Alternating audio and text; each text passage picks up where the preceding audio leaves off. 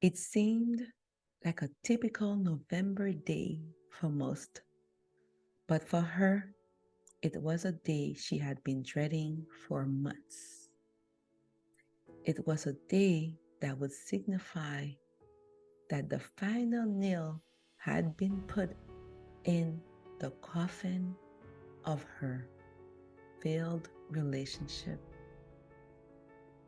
broken promises, and dreams that would never be realized. She had never driven a moving van before, and as she made her way to the cottage that she loved so much on the winding mountain roads of Sussex, she asked herself, can I really do this? Am I going to survive this emotionally? The only witness to her tears and the shattered pieces of her heart laid all over the floor of the moving van was her pup, her rescue pup. She was praying that the long trip to and from would not bother him too much. As she pulled up to the front of the beautiful yellow cottage, a cottage that she had found herself a couple years before, that she had spent blood, sweat, tears, time, and financial resources to put together and transform from a house to a home. Her heart shattered even more. She looked at the beautiful royal blue door that she had painted herself, as it was one of her favorite colors and it complemented the yellow of the siding. She also looked at the Japanese maple tree in the front, a tree that she had nurtured and watered and dedicated to a beautiful boy who was no longer in this life and that she had never met, but as she had adopted in her heart as if he were her own. A couple hours later, it was all done. How could this be, she thought? How could this be that the back of a moving van can contain dreams, memories, broken promises, and all the pieces of her heart? And now she was bringing that all back with her, not knowing how she would ever get over this horrible day. She was dreading the sight of those waiting for her on the other side to help her unload the van, filled with shame at the thought of telling them it was all over. After she had been so enthusiastic and confident in this relationship. Well, a couple hours later, that was over too. And as she returned the moving van, she developed an aversion to the sight of them. Months passed, and every time she saw a moving van, she was filled with anger and sadness and disappointment, but mostly guilt. Guilt for not listening to her intuition that told her from the very beginning that the relationship was not good for her. But her heart wouldn't listen. It would be additional months before she went through the bags and boxes left in her garage. But with time, also came a big realization for her. As she healed patiently and privately, she started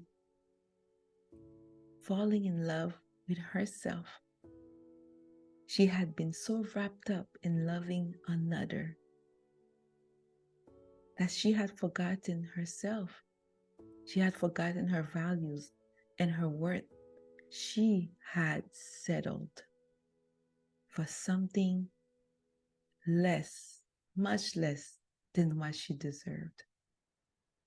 And she understood it was a lesson that she needed to learn. And all of a sudden, she got it. The same way she transformed that pain into wisdom and lesson, she could transform it into even more things that would benefit her. She could be the ultimate alchemist. She didn't have a choice. It was either wallow in despair and look back at a past that would never bring justice, or looking with hope and faith and joy to the future and utilizing everything she went through to become her best version and create her best life. And that's exactly what she did. Since that day, that fateful day on the winding mountain roads, she has published a book, created a writing course for those who want to share their life stories to inspire and motivate others. She has a relationship book in the works that is going to spark passionate debates and hopefully inspire many to heal their broken hearts. And she's also publishing a children's book about self-love, self-acceptance, celebrating uniqueness and celebrating differences. Oh my gosh, if you see her now, she has a spark back, her joy back, and her deliciousness back. If you see her now with her smile and her joy and a spark in her eyes, you won't ever believe she went through this hardship and many worse ones before that. For the light that she carries exudes from every cell of her body. Life is not always peaches and cream for her, but the foundation she has laid from transforming her hardships and her pain is solid enough to bring her right back to her heart when things get hard. When she has unpleasant days, she just flows with them and she always finds a gift in every situation. And that is what she hopes for you too, as you take the journey with her, with me, Maiya Katherine, and we continue alchemizing it all together with joy, peace, happiness, and pure deliciousness. And I'm so grateful that you have taken the time to listen to my story, a little piece of my story, and that you are part of this amazing first episode of Alchemize It All. We hope to be here with you every Tuesday as I'm recording this on August 8th, 8 Lionsgate Portal. And we will have a dedicated social media page for the podcast. In the meantime, feel free to reach out to me on all my social media platforms as author Maiya Katherine or Maiya Katherine. May you feel joy and peace always. I love you, and I'll talk to you soon.